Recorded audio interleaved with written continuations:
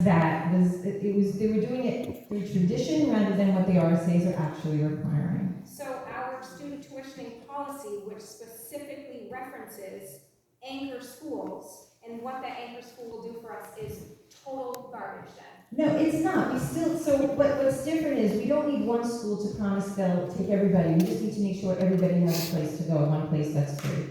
Does that make sense? Really? No.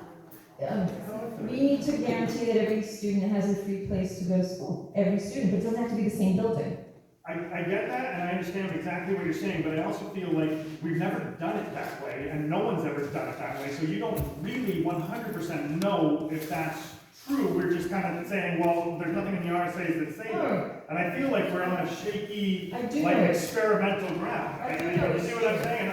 I'm nervous that we're going to get ourselves into a legal bind here, because no one's ever done what we're trying to do before, or no one's ever done this without having a school of record before. So you say, yeah, we're looking at the RSAs, but it's not black and white. We're kind of guessing here, and it seems like we could be doing the wrong move. I don't feel like I'm guessing.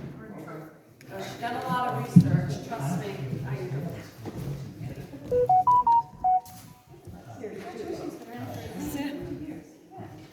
Where's two? Yeah, I'm just curious, so where in this Brenda model, et cetera, micro school model, so where would the kids do extracurricular activities? Sports, or I don't know, band, whatever, like where is all that stuff taking place? Where do you, clubs? what, where would you do it? I don't mean, there's, so you think all the extracurricular activities have to happen in school? Yes. Yeah. I'm asking how they would happen. So if you're in 9th or 10th grade and you're playing a sport, where are you doing that? Who are you doing that with? Brenda guides and the team. Like I'm asking. So schools are required to give physical education. That's it. So there is no plan for any of that. You have admin. I mean, is that what you want from the schools? I want schools that are going to teach kids well. I want all of the above because it's all part of it. You want all of it? It's all part of it. Okay, those are not required by law, right? Okay, that's great. I'm not talking about by law. I just asked you. We're doing a lot of things by law here. There absolutely is. I just asked you a specific question about areas. Okay. Okay. There's a couple of different ways we go at it, in my understanding. To Joe's point, the school doesn't always have to be the one that provides those extracurriculars. You could say, put your kids in gymnastics somewhere, or karate. These can count towards your physical education, for example. Same could be true of art or music. Or we could supplement Brenda with something in-house here at Croydon Village School. Those are all options. I need to speak to the people. This is the 5th time that I've come to a meeting, and this will be the 5th time mentioning this. And every time I've asked, and I still don't have it. Anyone, and I encourage you to go online, is the contract signed by Governor Sununu, which very clearly states that Prenda, which is, it's great, it's a grant that we're getting. It is to supplement a public curriculum, and then at any time, one of you parents or an instructor of a child, when they feel that that is not helping them any longer, may be moved to their public cohort. By eliminating a public cohort, we are breaking that law. Now, I've been told, oh, well, Frank says this and whatever. Until I see a letter from Governor Sununu saying, I changed my mind, this is not what I signed, then I would be comfortable with it. But I would pay, you can laugh all you want, but that's the difference between you and me. I want to follow the law, and I want to spend my tax money wisely, but I want to spend my tax money on education. I do not want to spend my tax money on legal fees that our town will incur when these parents who want a normal, typical classroom, once their children are done learning the supplemental program with a guide, want to go back into the classroom, and they pull out the contract, the state contract, signed by our governor, telling them that that's what they can do. I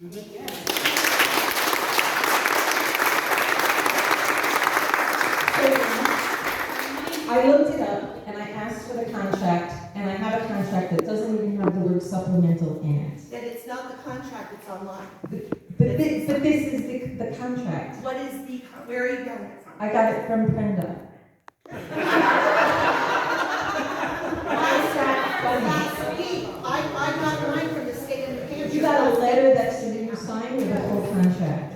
The whole contract with the letter. I have special provisions here. I mean, I'm not even sure I have the full thing, but it doesn't say that And if anywhere. you've got that, that's great. If you've got that, then you need to provide it. Fair, okay. Because I want to get the full contract before I do that, but it yeah. is very specific that this is a supplemental program, not the only program. Now, can you take it out as is? Absolutely. But when that is done, look, I beg you, Jody, read it carefully. Because what I'm seeing is when it's done independently on its own, without another supplement from the district, it becomes at that point a homeschooling option. No, that's a community one. There's a district That's one. what I'm saying. And that you can have it, it's treated as a receiving school. Can you name one district that has gotten rid of its public education just to private microschools? It might be in other places, I don't think, we hasn't been done in New Hampshire. That's my. But they're planning on it, so. no.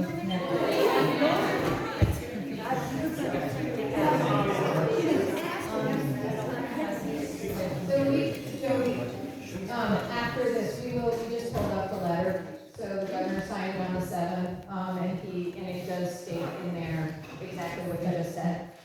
Is it the complete contract?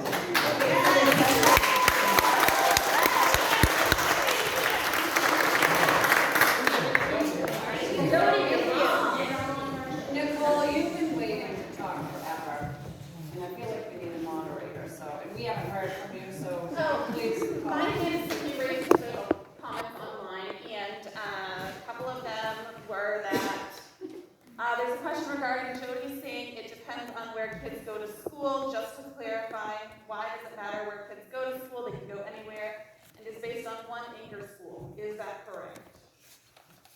I'm not sure. I don't understand the question. So can they go anywhere? No, they can't go to Greenville, for example, right? They can't go anywhere. They can go anywhere that, with schools that we make contracts with. That's the answer to that question. Okay. Then, hold on, I have, very early on, somebody said according to RSA 197.3, in order for the vote to have the power to raise money at the meeting, the number of ballots cast needs to be at least 283. This is different than what was said, which was 280 people need to be there for the vote to happen. That's not correct. And so, I'm just reading people. Okay, then there's another. Whose comment that was? That was from Michelle Oyser. I don't know. Okay, then we have somebody that would like to speak. Oh, God. So Brandon McKinney.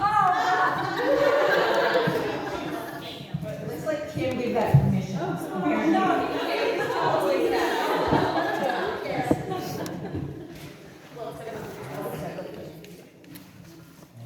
Be nice, buddies. He said, let me speak. I'm good. Okay, go ahead. Let's see if this will work. Is he on? So Brandon, you can hop on and start speaking. Oh, no, he's good. Was that quite a while ago that he asked? I specifically said, do you want me to call on you? I see your hand raised. And then he said, yes. And then He said no. and then one last comment, and I'll let you all take it away, was, is it a true statement that Montessori can't accept any more students? I believe that is a fact. Yes, it is. Yes. When I spoke to Christy, she said there was room for Croydon kids. No. The current there. Was that last year? It was like a few days ago. Okay. No.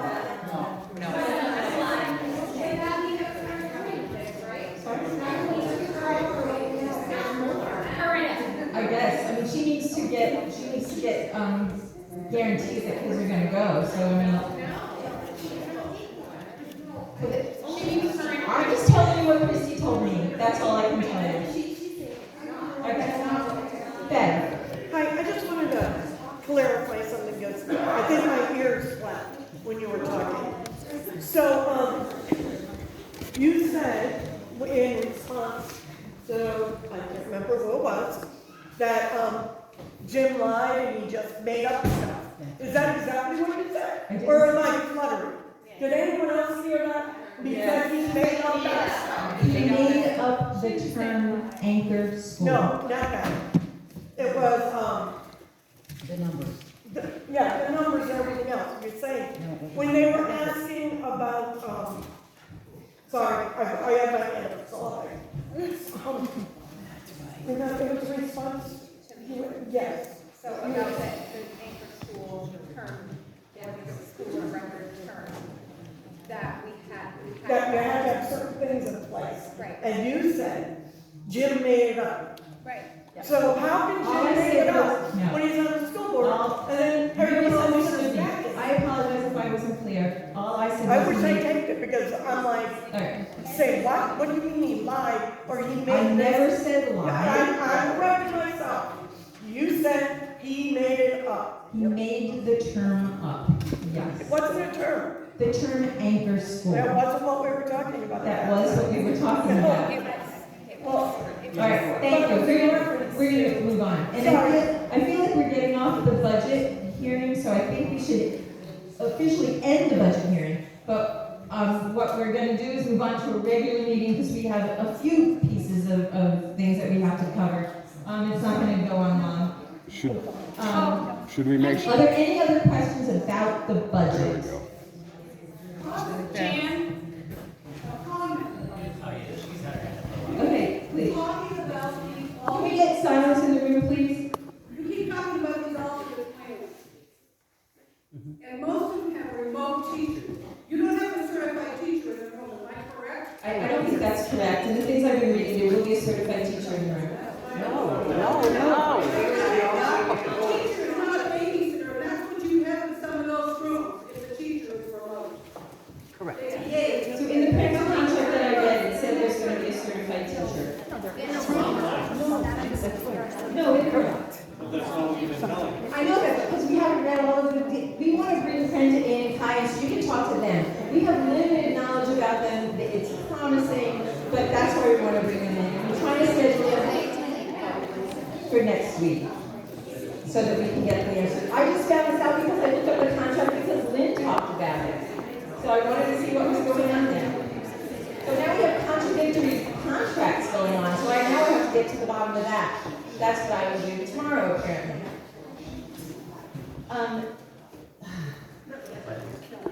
Any other comments about the budget? Yes? Can we get silence in the room? Because otherwise we can't continue, I can't hear I have a anything. clarifying question based off of the information that Beth just confirmed that Lynn said. With what she just confirmed, and maybe Beth is a better one to answer this, are you then required to offer an in-person, free option to all parents, or all children? Students, yes. All students? Yes. Of the Croydon district, and that cannot be these micro schools that you keep referring to? But it can, that is a face-to-face option. You're not at home, it's not homeschooling. My screen. So you're saying that that can take the place of this, of the school of record as you referred to it? Yes.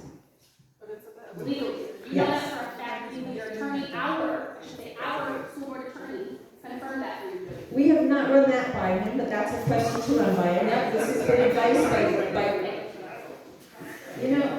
I think we should have that as confirmed, so you don't get sued and we don't spend our tax dollars fighting cases. We've talked to a number of people at the Department of Ed. No, I want an attorney to say, You got it. we're paying for that out of our school board budget. You guys got an attorney who said that. Use it for the right reasons. I think we are, thank you. Yes. Bring them in here so we can ask him questions. That gets expensive, oh my goodness.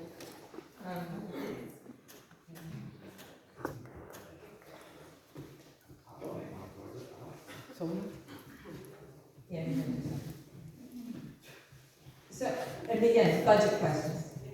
There's another meeting after this. I know, but then we're not talking budget there anymore. Amanda.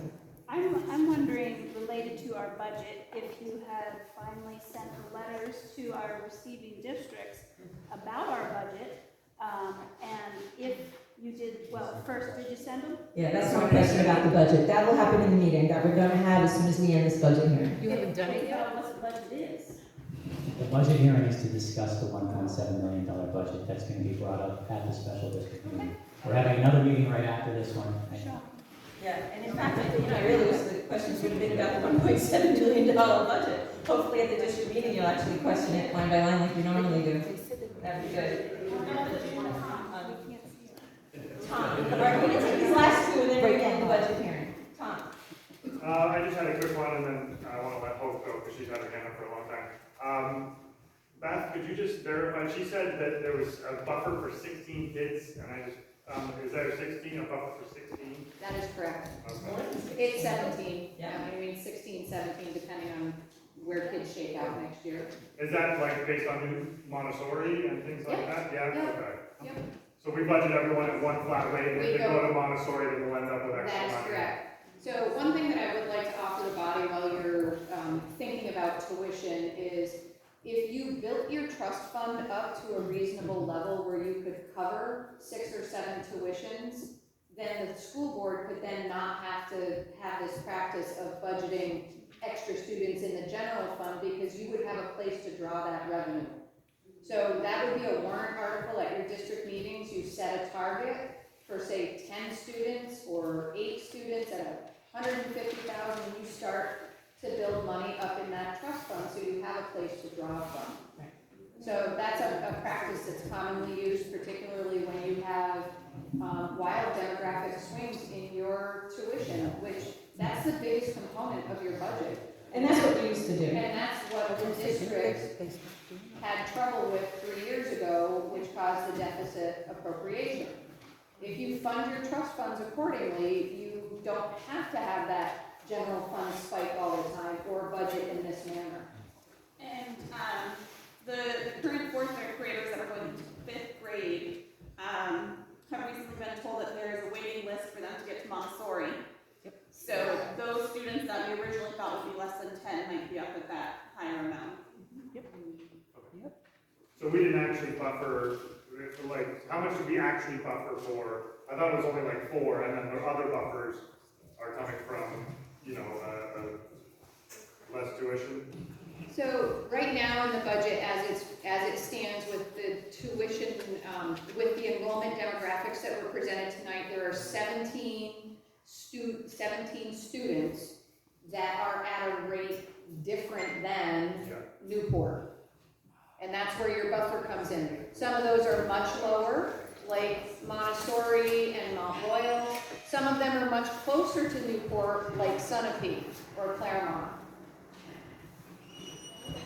So I think what is kind of confusing, it's not 17 students, 17 bodies at 17 whatever. It's just that 17 students we're not anticipating going to Newport, but we are budgeting them as if they're going to Newport. So it's not 17 extra people. Oh, so sorry, it was under the impression, I was under the impression that's how it was said, that we're budgeting for 17 extra. No, sorry. I just knew that number was So sorry, right. no, we have 17 Okay, so just to students make that it are clear, in a there's 17 students that are going to cheaper schools. Exactly. And we have some extra money to play with because of those 7. We haven't over budgeted, so because God, there's no way we would let that happen. Well, that would be 17 at 17,000, so no, that's not the Okay, case. yes, because we were really trying to be tight with our budget. We were really trying to be tight with our money. And you know, I know there's a lot of people in town that may not believe that, but we were there. We were trying to be really tight. We actually didn't do that entire, you know, putting the money away and setting more money aside because we were afraid that the town would not be happy about spending more money. And so thank God, it's not 16 kids, extra kids, it's just 16 kids that fall below what we're paying, and we get a little extra money to play with to get other kids there. Thank you for that. Hope's been waiting so long to ask this question, sorry. So it's actually a comment, sorry. And you're the last one for this. So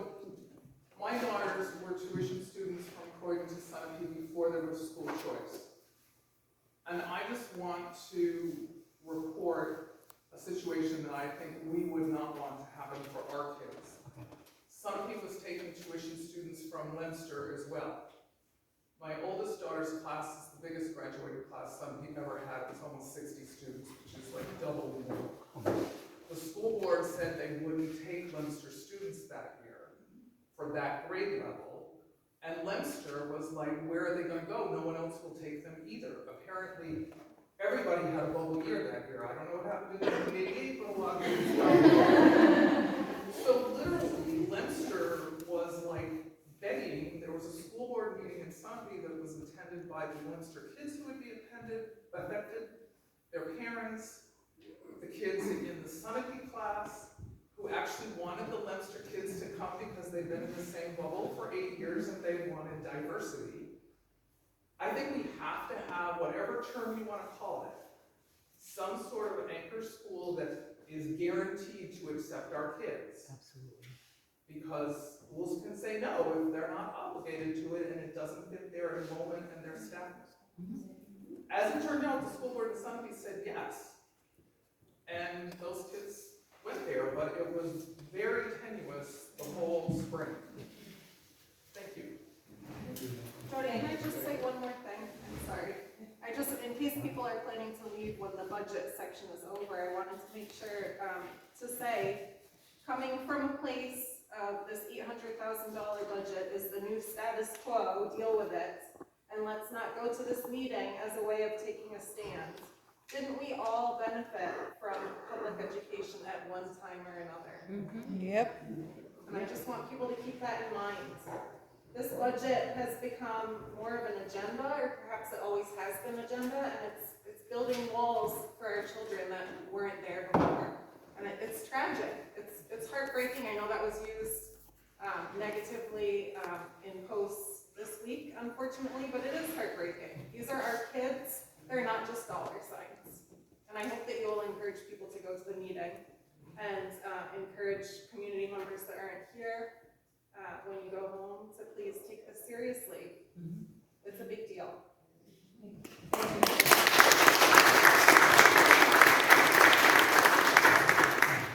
Shirley, I apologize. I just need to say one more thing. The person online who said we needed 283 votes for whatever happens at the special meeting is not correct. We need 283 people to attend, and we need a majority vote from there, and I'm 110% sure of that. That's correct. Thank you. All right, so a motion to adjourn the budget hearing. Second. And all in favor?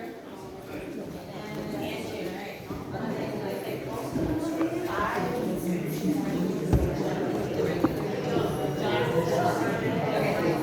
Now we call the regular order at 7:53. All right, roll call.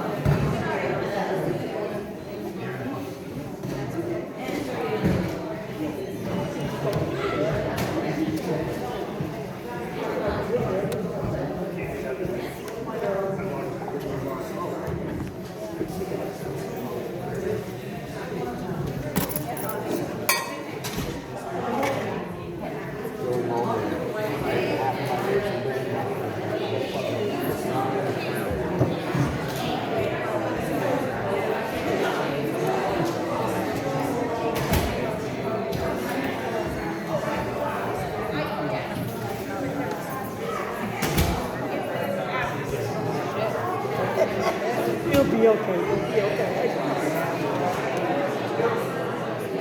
I can't see my kids enough times. I can't even sit still. No, he can't even. No, he can't. He said, if you ask me back to school, I'm just gonna stop it. It's too much. And there's, who's guaranteeing the internet? Because the only reason we got it was Ed was after them, like, I need internet now. And then the pandemic. Yep.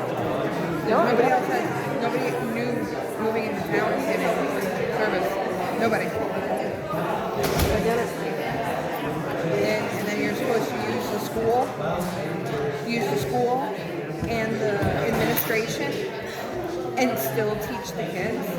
I don't see how you can have school choice and say bye. Yeah, it's not. You're choosing not to use public school. That's what the choice is. Everybody else wants public school. I don't know how to change the tuition rate for Newport. That's your problem. How do you change that?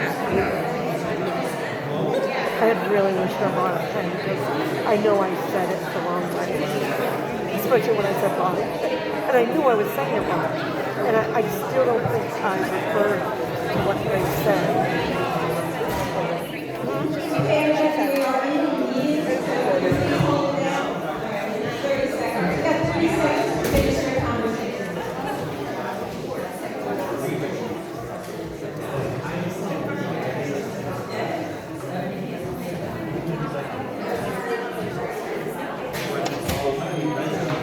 There's a lot of them that can't sit still. Oh yeah. Well, I mean, and then there's like eight juniors this year that go to their senior year next year, so they graduate out. What is he supposed to do? Where is he gonna go? Come here to Little Red Schoolhouse to do his learning? If he's 12, he doesn't. Not that there's anything wrong with it, but you know, it's. Trust me, same thing.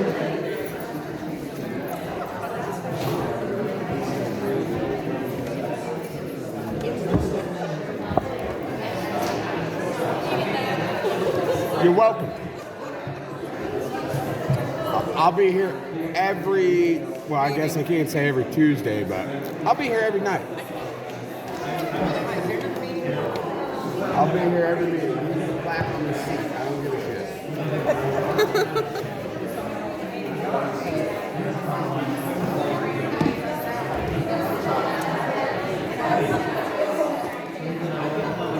My question is this the last meeting before the summer? Or they have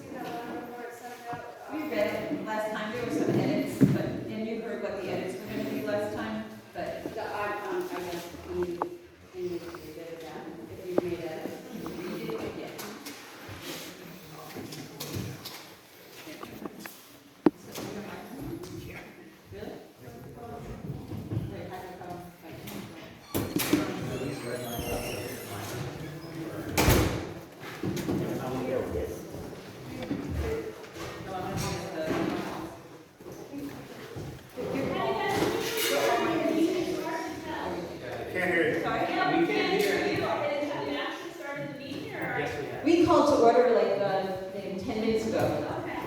Was this being posted, or does it have to be posted? Because all we saw, it was posted? This is the budget hearing and regular meeting. It was posted at the same time. The agenda was posted. The agenda was posted, okay. We just couldn't find it, I'm sorry.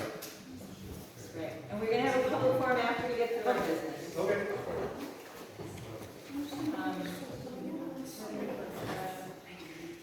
Yeah, those are all the minutes. I'll read it while Karen's reading.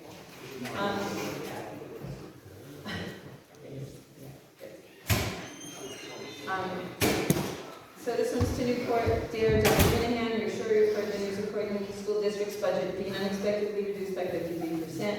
We apologize for not reaching out sooner. Please understand that we've been working hard to determine what the district would be able to afford given the new budget limitations. As you might imagine, we would like to request an adjustment to our contracted terms as the Croydon School District can no longer meet the tuition payments as outlined in the May 13, 2020 contract.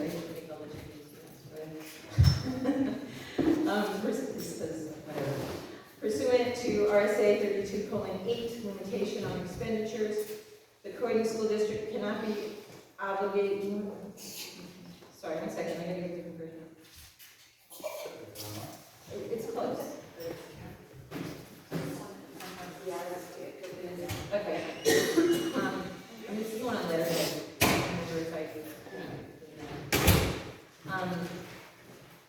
It's different. Fair, good, okay, all right. There might just be some wording changes, but the whole idea is there.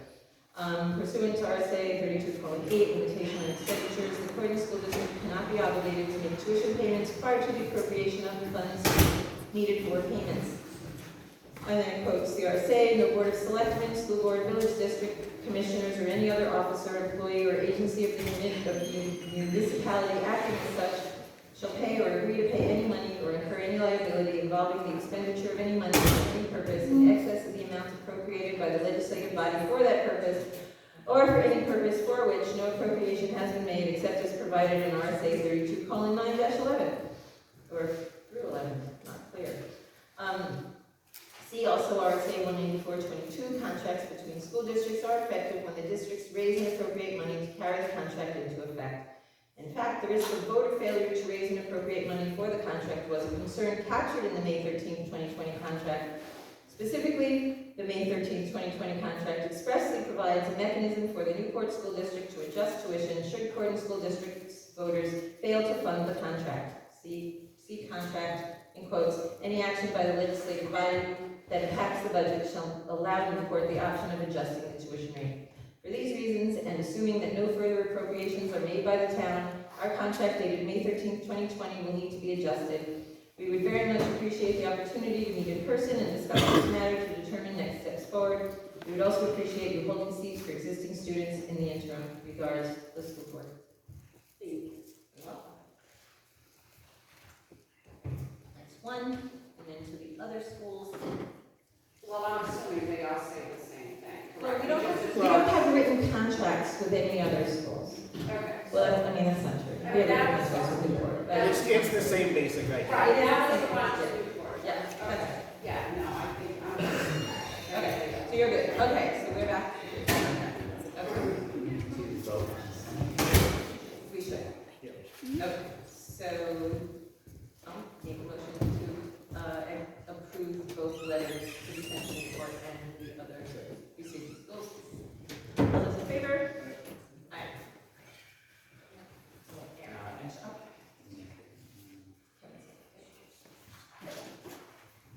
To approve the letters to send.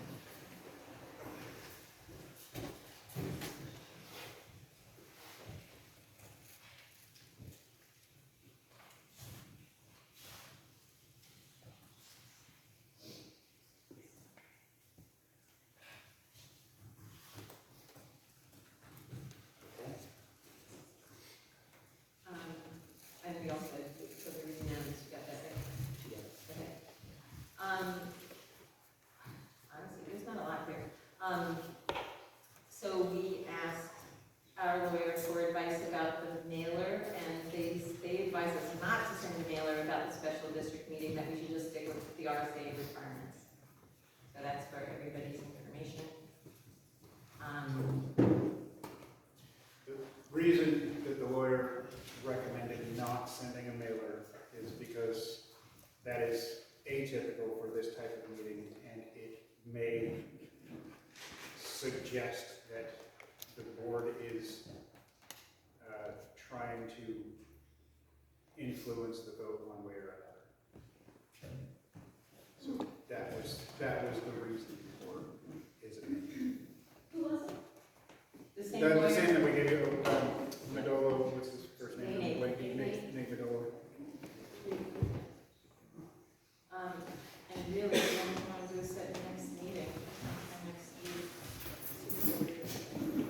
Tuesday doesn't work. Not, Do they have a select board meeting? they do, exactly. Do we want to say Wednesday? Wednesday would be easier to get it posted and everything, yeah. Wednesday works. Oh, Wednesday's your day. How about Thursday? I can't look. You can, right. And this is first day back. I don't know. Yeah, Monday. So I guess we should do Monday and then this has to be posted like tomorrow. Or tomorrow.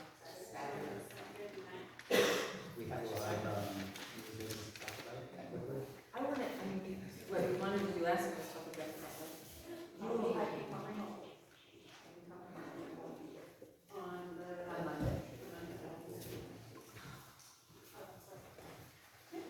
I will come remotely.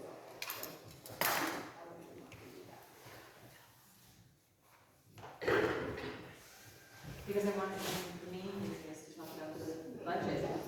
Exactly, to try to work with, what Aaron started and actually try to make something more reasonable, actually.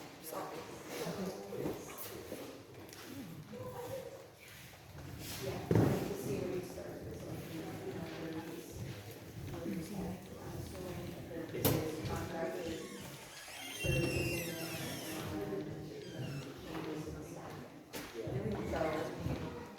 But that's not gonna fit in. No, but you're gonna go. And we wanna run that by you too, exactly, like how much we can go, what's the impact on taxes? Well, exactly, yeah. So we can go over whatever we want, it will, and it's just calculating. I think what you should do is build the budget based on, what you're presenting as an educational model for the school. And then we will apply everything else to that, we'll apply the revenue, tax rate, and just, I think the thing to be cognizant of is all of these implications with staffing in terms of everything that needs to be funded.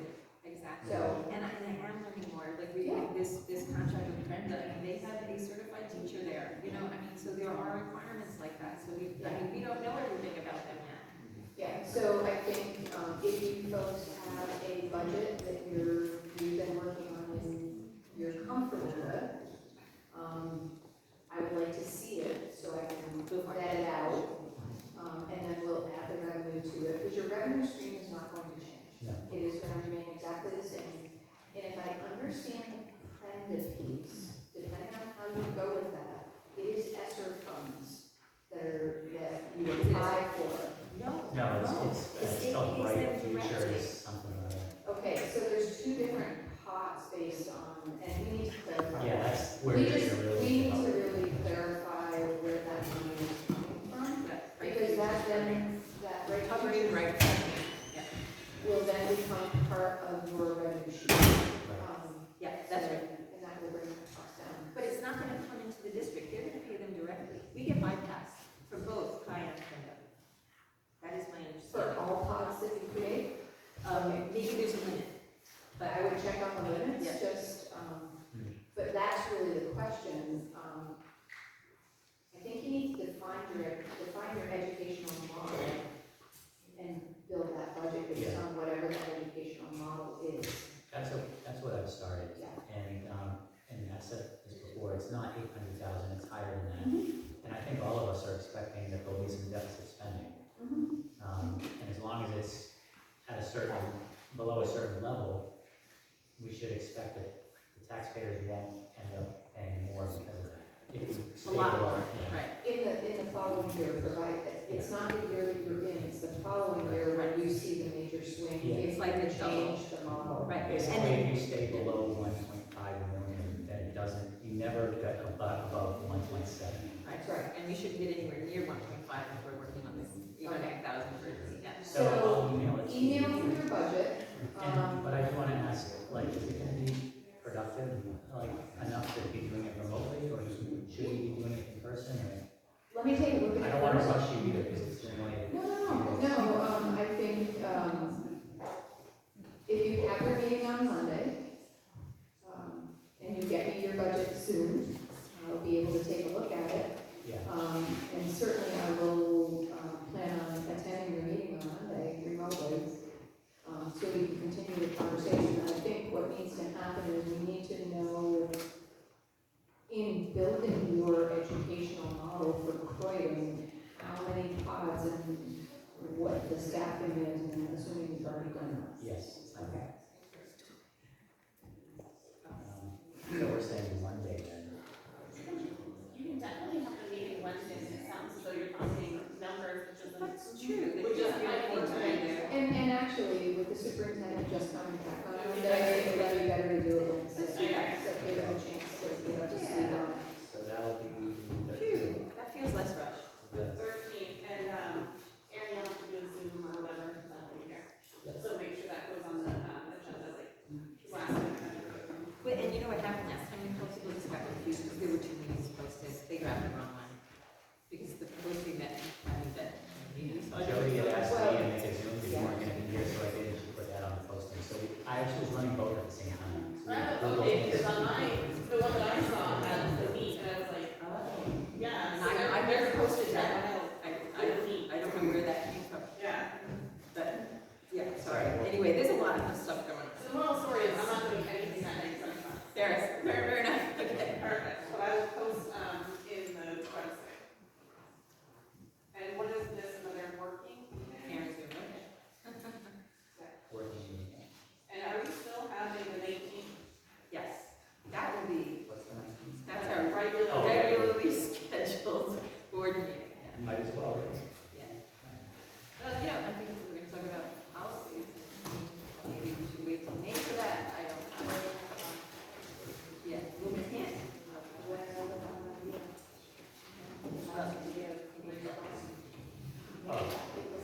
On the one version, but we still don't know how to vote those. What do you mean with respect to what how the schools respond? Staff. Oh. Do you know if, oh, but Frank was already supposed to send a letter. Yeah. Yeah. Oh, yeah. Okay. Okay, good, thanks. You would know, right? And it was already set up, and we're like in a holding.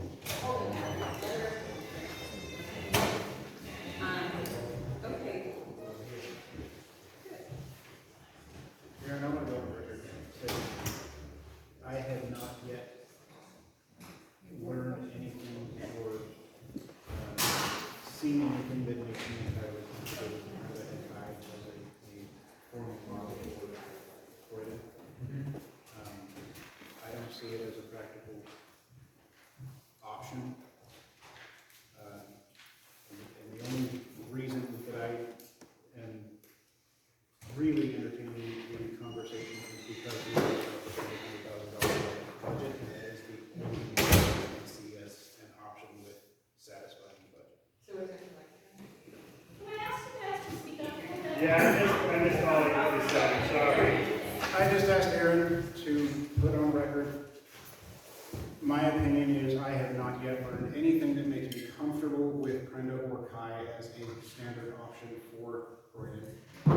I have been listening and entertaining and trying to understand all of the options available to us. And unfortunately, with an $800,000 budget, Prenda or Kai is pretty much the option. That's pretty much all we can do. Would you say that's somewhat of a forced option by the budget? Yeah, that's pretty much where we're at. Thank you. Well, listen, can I just say,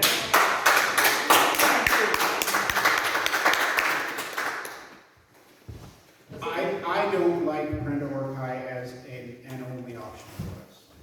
I think it would be a wonderful option for parents to take if they want it. I don't look at it as something that is great for us to say, this is all we've got. But with 800,000, this is all we've got. So, Thank you. I just wanted to be on it. Thank you, sir. like I was just thinking a minute ago, I mean, I'm comfortable with suggested spending, and I'm curious to know what structure that you would like to see. So, having just come out of the school board, having experienced a lot of different models of schooling over the years with my own kids in private schools, in homeschools, in the various methods of even homeschool, and now as a second time with one of my kids in public school, I think there are a lot of options out there that we could offer parents that are better than, that provide a better education for the kids than some of the public schools even in our area. I would rather have a year to look at those options and really develop something with the town than to have this situation where we are just scrambling to try to come up with something on short notice. Which is why I stated earlier, I would rather revert to last year's funding and have some serious conversations with the town over the next year to see where we can make some happen. Somebody online said, amen. Somebody here. So I've taken the last, 8, 10 meetings, I don't know how many it's been now, to really observe and to really take everything in. And I didn't really want to just throw all of my opinions out there all at once. But this is where I'm at. Thank you, Kevin. Thank you. Thank you. Honest opinion. We appreciate it. Yes. Can I ask you if your choice were between 1.7 and 800,000? Would you go for 1.7? No, he said he would go for If- last year's budget. Oh, last. Well, no, she's saying if my only options He didn't were understand the 1.7. budget. I'm not saying that. I would begrudgingly go for the 1.7. I don't relish the thought of increasing taxes this year because I have heard a lot of personal stories of people very much struggling just with last year's taxes. So the thought of increasing isn't wonderful to me. Well, last year's taxes went down. I'm sorry? Last year's taxes went down. Yeah, which is why I would say let's keep it with last year. Let's not increase. That's just where I'm at. And I made a similar statement at the first meeting we had, but I wish it was slower and that we could just do it gradually. Nobody remembers that, but I said it. It's still an option at the district meeting to change it all up, and people make motions to that effect. It's really true. All right, so we have that meeting stack. That's all I got. Do we need another public forum and we can talk about? I just have like a little bit of a question that I don't understand. When the budget had to be submitted to the state, what does the state then do? So when the budget, oh, sorry.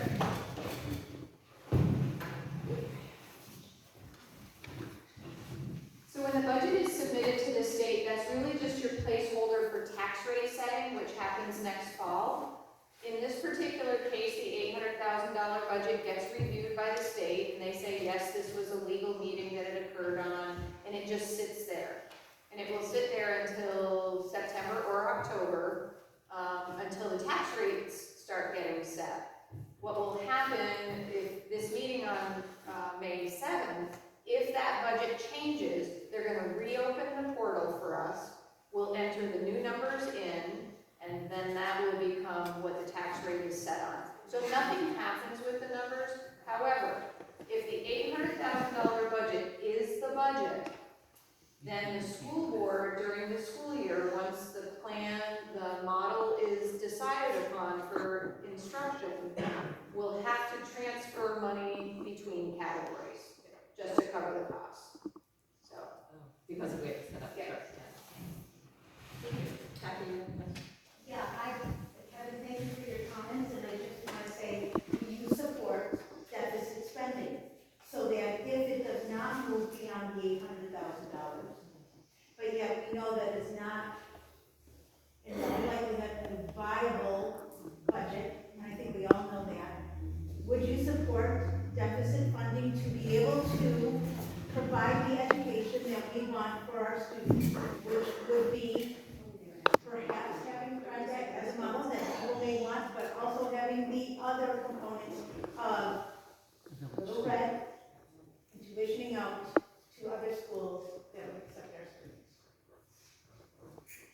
think no matter, if we're stuck with 800,000, we haven't come up with a model yet that we could educate without any deficit spending.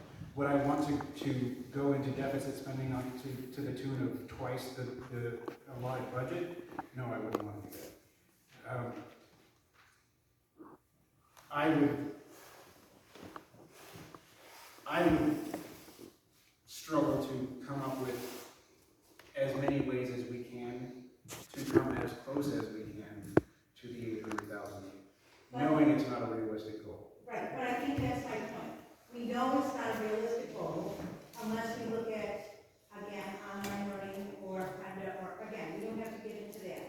I'm just saying that Aaron has already pointed out that he can't come up with a budget when he got his proposal from a few meetings ago. He's already at the 903 or 950 or 1 million.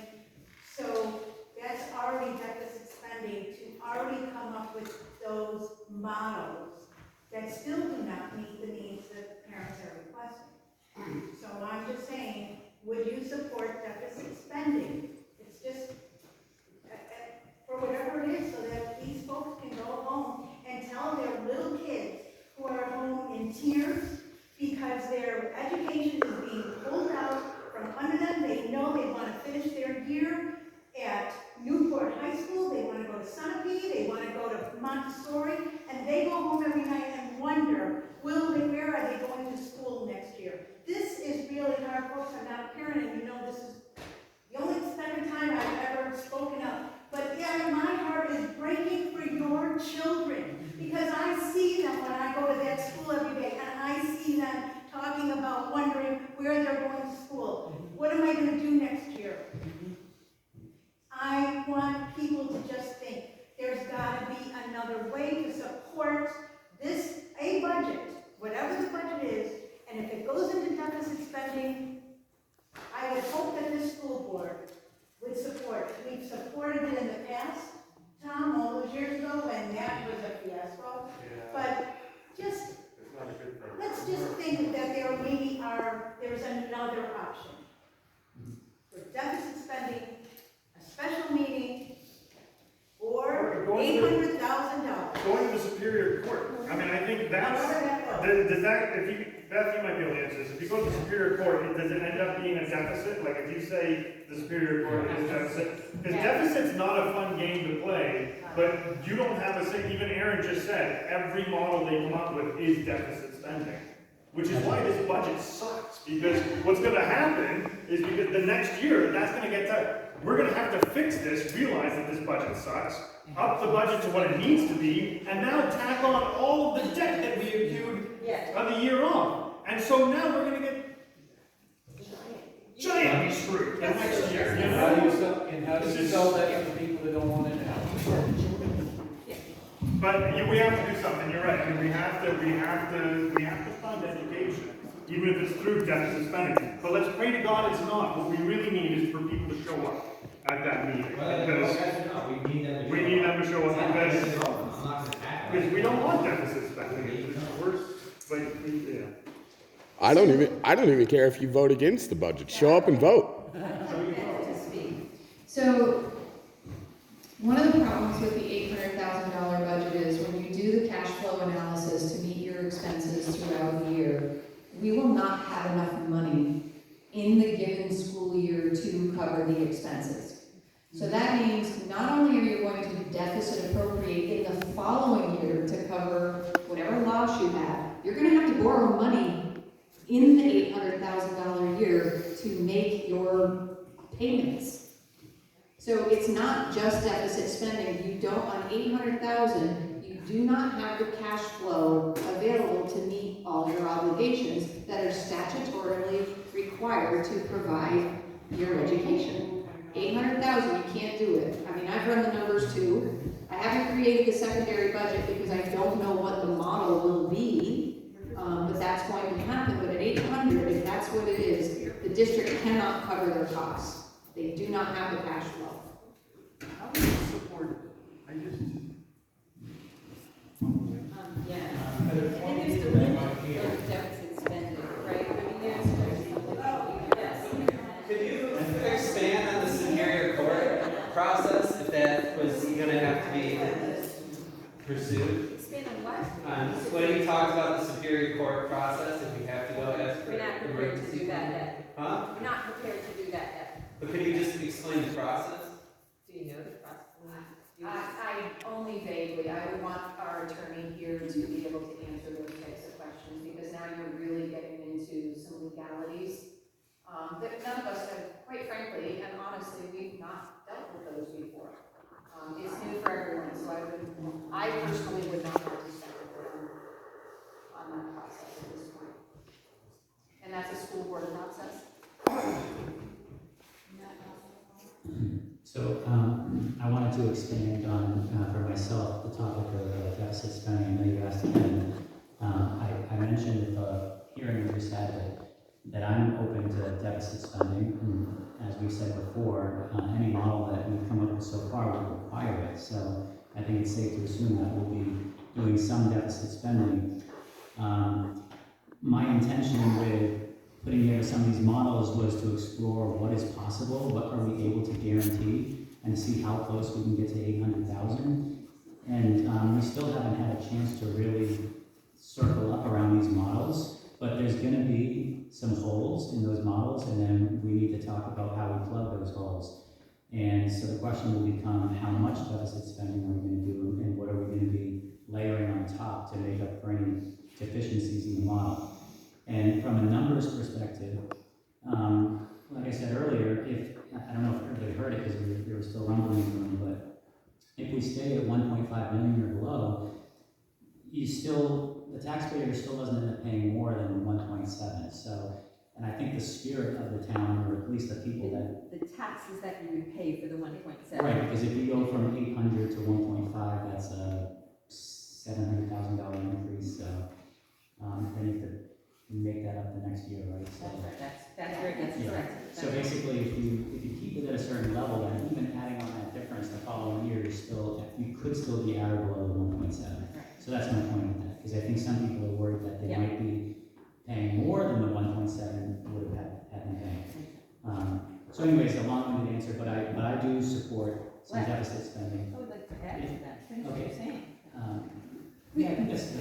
Yeah, but Sorry, one thing. I don't want to lose my thought. One thing that I had in mind is, for example, the topic of high school students. I'm worried about pulling people from their friends and whatnot. It wouldn't be terribly expensive to grandfather certain students in certain grades, so they could close that out. So again, that's just maybe one gap in these models that we need to close. So maybe that's an appropriate use of some deficit spending. So that's my answer on deficit spending. We just haven't had a chance yet to get that far with the conversation. The other thing is, if we went deficit to the 1.7, that'd be huge. Yeah, that would be, they really get hit. Yeah, they really get hit. Those people that Kevin was talking about who had problems with their houses, they would probably lose their house. Yeah, or maybe not, they just couldn't pay their property tax for a couple of years, right? But yeah, I take care of that, but it seems like you guys have jumped right into this, without really doing a lot of research at that time. Well, I mean, we have to face the reality that we might be stuck with a lower budget. So if this gets overturned, then it gets overturned. I'm just saying, if we do have to live with it, then there's still some things we can do with some deficit spending. No, I think you guys should have thought about all that before just put us in this kind of bind. Yeah. I mean, I'm in town too, and I wasn't. Who is you guys? I'm voting myself, so, I've been around this area, grew up in this area all my life too, but, Who is the you guys in your statement? not you, I mean, because you're asking more than this. I'm actually asking for clarification. Jody, her husband, and everybody that approved this $800,000 budget, that we cannot, we can't afford to do that for these kids in school. I don't see that happening. Kevin, did you vote for the budget? I forget. No. He wasn't on the board. No, I mean, I abstained.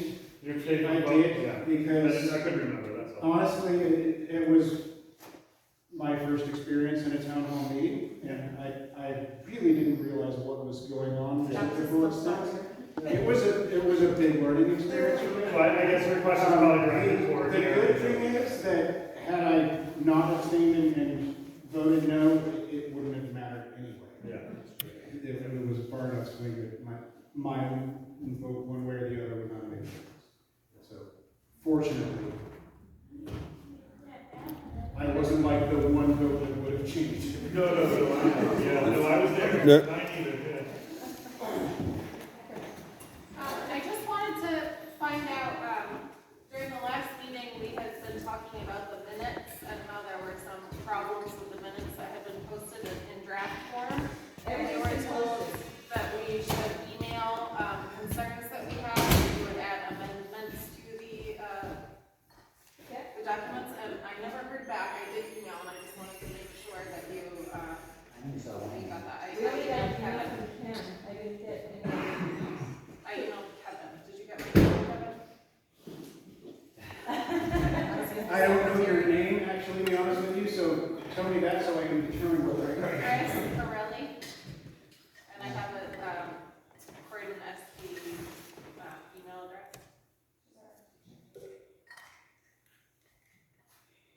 I do have an email. Oh, the asking to amend minutes.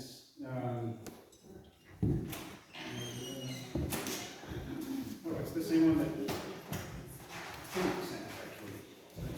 You mentioned the same two things that Tim just sent the other day. So those are already being added to the minutes.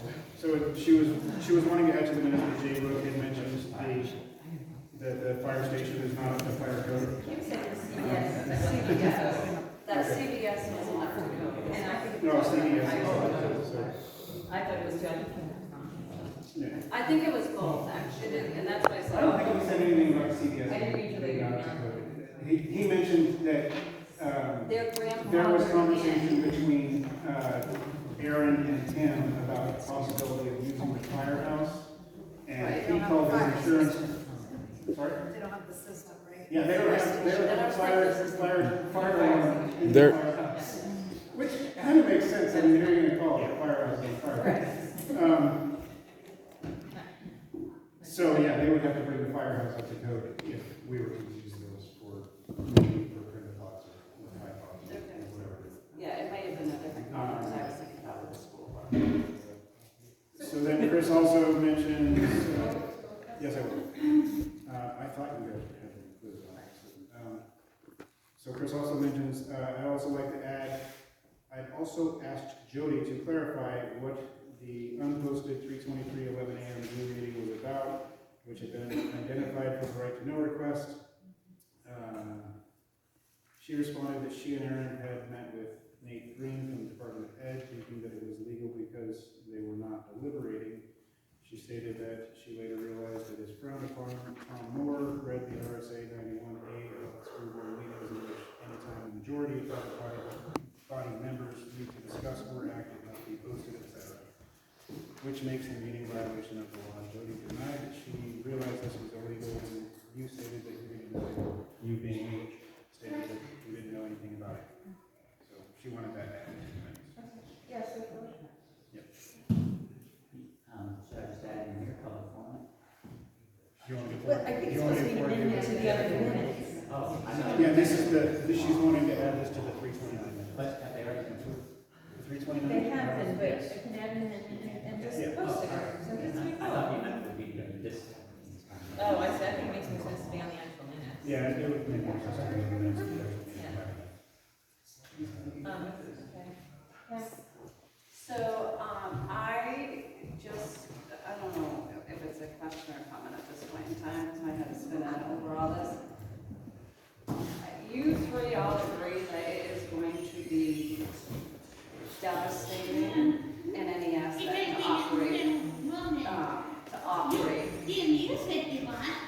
a deficit, correct? Yeah, it's going to be really bad. well, it's not To operate in a deficit, because we are a small deficit is fine, but why is it that, or actually, let me ask, are you advocating for people to actually, like, what are you doing as a board to try to prevent this? Is there anything that you're doing to try to get people to show up? I mean, you're just saying that the lawyer told you that you couldn't send out a save the date with the location, because it's not gonna be in its normal place. You can't even send out a mailer because the lawyer, Nate, says that that's influencing voters by telling them that the time date. No, he's So saying, what are you doing as a board to try to keep us out of this deficit? he recommended that we not send it because it could be perceived as influencing, because for a special meeting, that is not typical for a board to do. So anything outside of the typical for a board to do, or outside of what is required by RSAs, could be perceived as trying to influence. Okay. So the PTO could send out a it save the would date. open us as a board up to lawsuits from the other side of the argument, saying that we're trying to influence to increase the budget when it was voted on to decrease the budget. How is that? I didn't hear you. How is that different than the required ads? Because that is required by the RSA. We have to post an ad in the newspaper 6 to 13 days? 7 days prior to the actual meeting. We must. His advice was to do basically what the RSA says, what we do for every other meeting, and to follow that so that we're not making special accommodations. So it's. We could put a sign on the door saying it's a gift contest. Oh, that's all right. But I mean, honestly, We'll have a sign. really the one way to avoid the deficit though is to make use of this special meeting. So I think everybody's pretty clear on that. So as a board, are you encouraging voters to go to the meeting?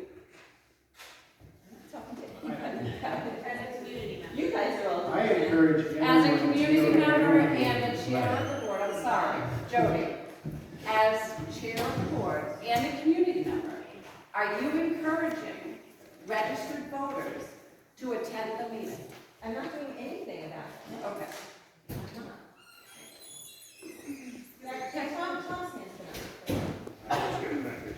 So, I think I've got a few things to say, if that's all right. I think that this deficit spending is scary, because the reason why I find deficit spending scary is because what's going to happen, like I just explained, they're going to tack it on to the year after. So we're going to fix the budget, and then, which is going to increase the taxes, and then they're going to tack on all the debt that they've accrued, and now all the taxes are going to blow up, and then what are all the people who are struggling in this town going to do? They're going to point to the people who are fighting for our schools, and once again, I mean, it's pitting all these people in town against each other.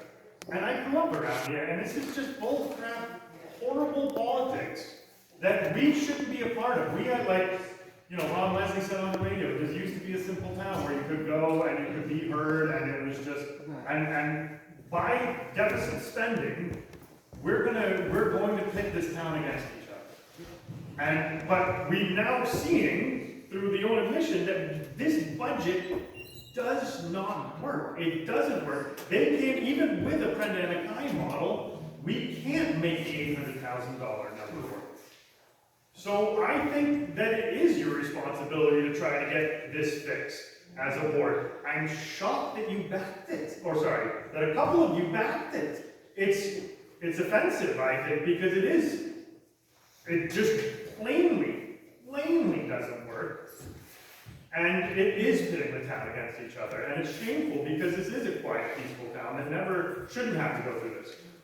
And then the other thing I want to say is, I love the idea of grandfathering kids in, and I think that's important, and I think it's special and really important because I couldn't imagine, I don't know how many seniors we got out there. Could you imagine being a senior somewhere right now? Or going into your senior year being a junior, and then maybe not knowing if you get to spend that year going to prom with your friends, going to homecoming with your friends.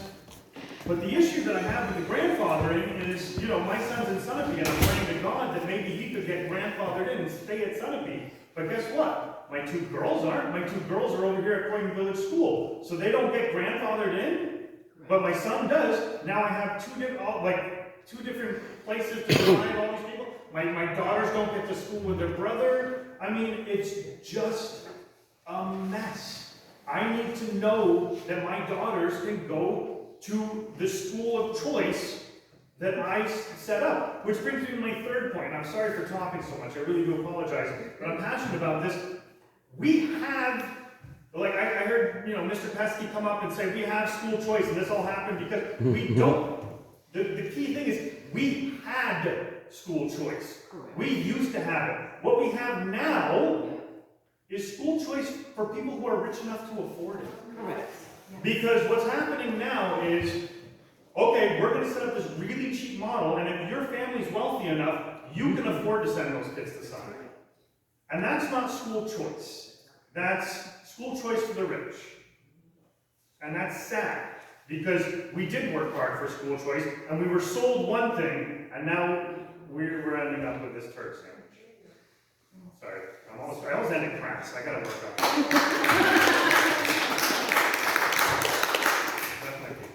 I'm just wondering, when this was available earlier this year, before the regular district meeting, it was Town of Croydon Public Notice, and it says meeting will be Saturday, March 12th, 2022, starting at 1. Can you not do something in a similar fashion to this? That's from the town? Why are you not able to notify folks about the meeting? This is an annual report. Was that mailed to you? It was available everywhere in town. This is the annual report. So the town report. But the town report is legally required in RSA also for district meeting once a year. It is not a required document for a special meeting, for a petition meeting. So is that just a notice of the meeting? Because that will go out. Yeah. It will. We will That post it will like go out. normal Absolutely. meetings. We will post it at the town hall, at the Okay. Protestant store, and at the school. And it will be in the Valley News and the Eagle Times, which are your district newspapers. The whole thing. So we're doing more than a typical meeting. Yeah. Oh, yeah. We're just not planning on doing a mailer to every household. That would be beyond the normal scope. And can be assessed as us trying to influence the vote. Yeah, that makes sense. So that's the only thing that we're not doing that had been previously requested. I think what's frustrating, talking about that, and again, I would love to see consistency, and I understand the legal pieces of that could be seen as influencing. But I also think, again, just moving forward, because obviously people are gonna be here in this town, and things may change again. But again, making statements like, well, if this happens, people are gonna lose their houses. That's also a very influential statement, and that's also scary for people. And it's a scared, to be viewed as a scared tactic, literally, when people hear stuff like that. So I just wanna see, I feel like we should just so pick and choose what we wanna use for what. And I just would love to see, I don't know how we do that, but some consistency. Because everybody can have whatever opinion they want. I'd love to see some consistency. That would be. I would like that too, actually.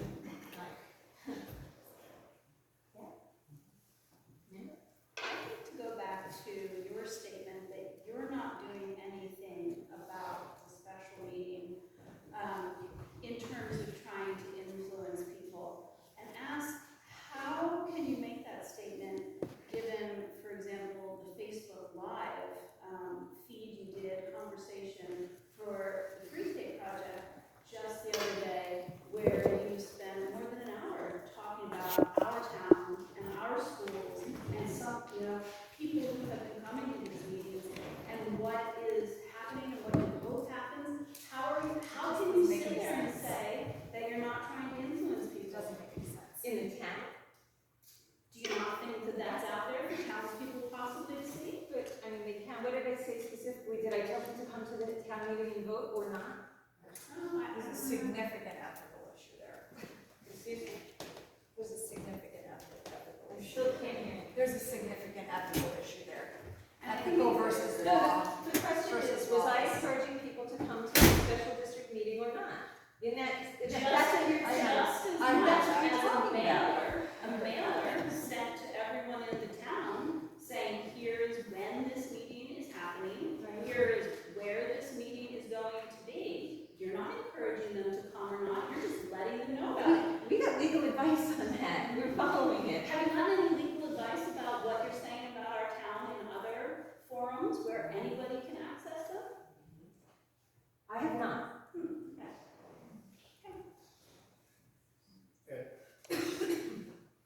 As a parent of two children, one in 11th grade, one in 5th grade, in this district, I'd just like to say that I don't even like the idea of grandfathering anybody in. I think it's going to pit parents of older children against parents of younger children.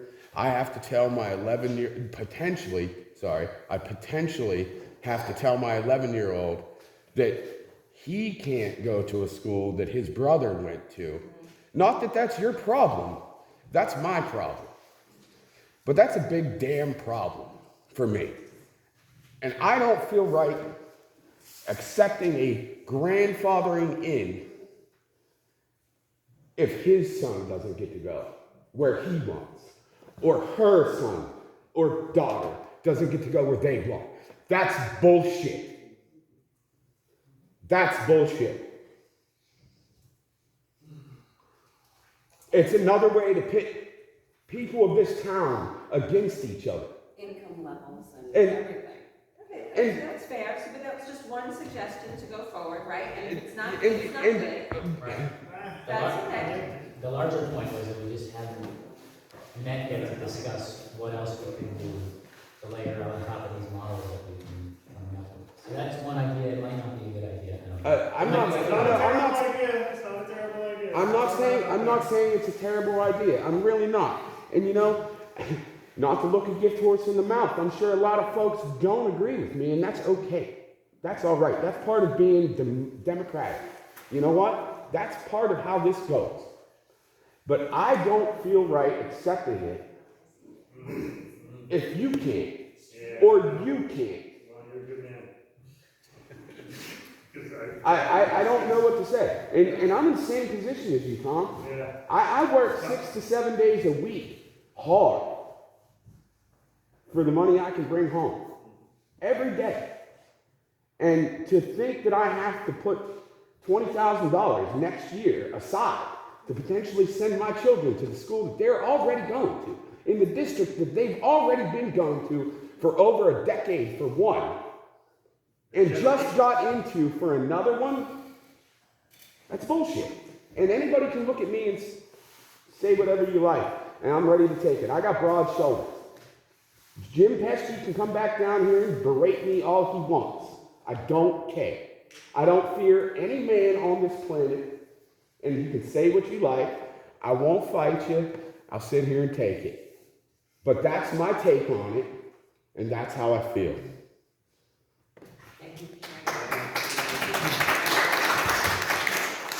I just wanted to say something just on the tangent of the two of them that's been bothering me as well.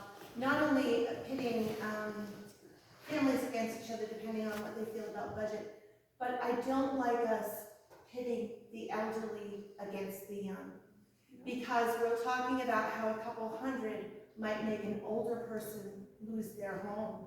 But we're asking young families struggling to not only pay that same tax, but then with a couple of children potentially needing to pay $20,000 in tuition, that will ruin that families. Because that's a lot, that's extra money on top of it. So I think it does, I think that's the wonderful thing about Croydon is we do hold each other up, from little children to the elderly. And this splitting each other into pie pieces instead of jumping on something as a town the way we usually do, I think that's causing a lot of the stress. And I know we come in here, we get upset at meetings, but it's because we're seeing not just the school, but our way of life being torn apart by this. And I think that's what I'm hearing from everyone. So please don't think it's just an elderly problem.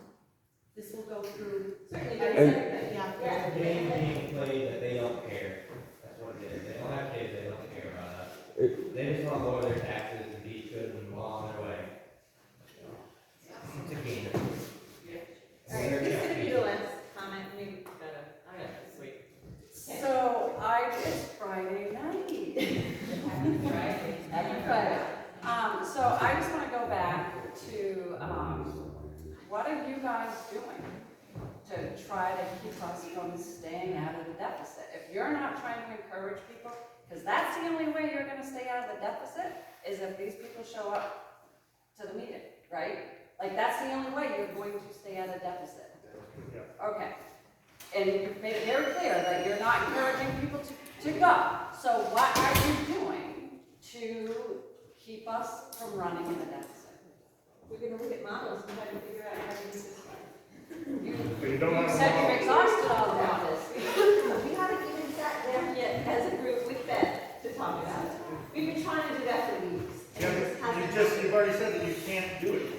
The three of you have said, out of each one of your mouths, that you have not been able to come up with a model that would make it so that we would not operate with deficit. You, all three of you had said that. Yes, that is correct. And now- We also have not yet had the opportunity to sit down with Beth and actually iron out all of the numbers and get her professional opinion on where things could be modified, what we could look at. She offered a little bit of her professional opinion. She did, yes, she did. And we all heard it pretty plain and clear that, you know? That is not going to happen. At 800,000, the money flow doesn't come in a timely manner to pay all the bills in a timely manner. That's about the extent of the opinions that we have gotten to date. So I would like it. I didn't hear it in a timely manner. I just Am I heard wrong? Am I wrong, Beth? Am I misrepresenting it? No. So, yeah, a little bit. So it's impossible to put any numbers to a budget until you understand what your model is. So you can't build a model if you don't know how many teachers you're going to have, what programs you're going to offer, what schools you're going to have kids go to. Are you doing a Prendicott? You can't do a model until somebody puts on the table what it is you're doing. I can't, I've not been presented with any of that information, and I don't think we're prepared with that information, so I can't really comment on a budget that I don't know what it is. I only know that in your current model, what you currently have going, which is your operational school model, you can't do it for $800,000, right? That's where we can all agree on that. Everybody can agree on that. So we have thrown out that we've come up with 3 or 4 different models, right? These are not fully fleshed out models. They are what we can best guess, what costs would be, and comparing it to the $800,000 budget. This is the 3 of us independently working and trying to come up with ideas. They're not real models. They're just our best guess at what that model might end up looking like. Does that make sense? No, it does. So yes, we have immediately said we have not yet had a model that can come down to 800,000. But we haven't involved that in any of those conversations. So we still have a wealth of knowledge that we haven't yet been able to tap. Okay, but I also heard Beth say earlier, we went back to 2018. 1.4, 1.4, 1.6, 1.6, 1.6. Oh, and I'm not saying that for 800,000 we're going to be able to maintain the current model by any means.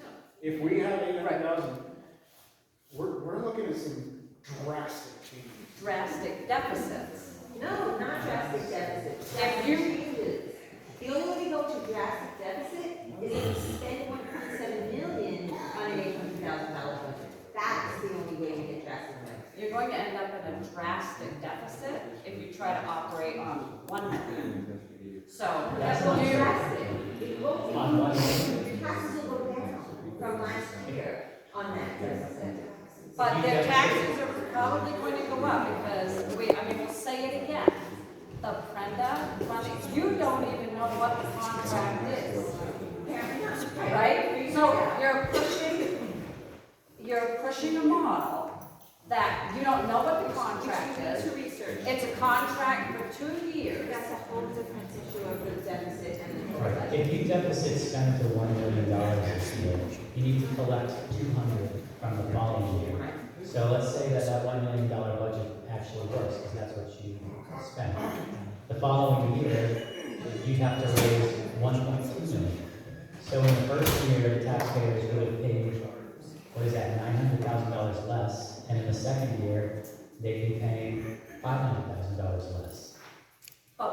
it's only But until with you, which model? With the. you just said that if we spent $1 million, we'd have a drastic deficit, and that taxes would go up. It's not true. That only happens if we get to past a certain point. Well, his point is taxes would go up next year to cover that deficit. But if we established a model that worked out 1.1 or whatever, they would go up a bit for the next year.